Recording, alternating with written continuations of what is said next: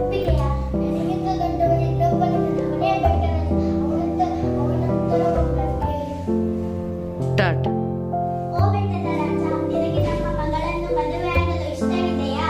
ನನಗಿಂತ ದೊಡ್ಡವನು ಇನ್ನೊಬ್ಬನಿದ್ದಾನೆ, ಅವನೇ ಇಲಿರಾಯ, ಅವನನ್ನು ಕೇಳಿರಿ. ಧನ್ಯವಾದ. ಸ್ಟಾರ್ಟ್. ನಮ್ಮ ದೇವರನ್ನು ಇಟ್ಟುಕೊಂಡು ಸುಮ್ಮನೆ ಬರಲಾಡಿದೆವು. ಇಲಿರಾಯನೇ ನಮ್ಮ ಮಗಳಿಗೆ ತಕ್ಕವರ.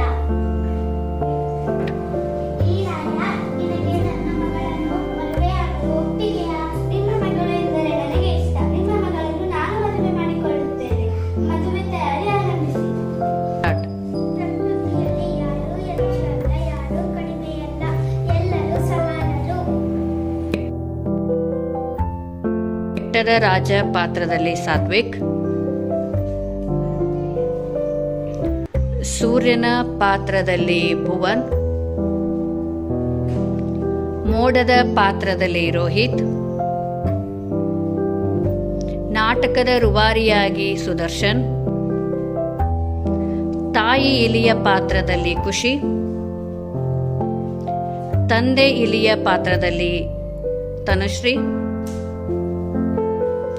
ಮಗಳು ಇಲಿಯ ಪಾತ್ರದಲ್ಲಿ ಪುನರ್ವಸು,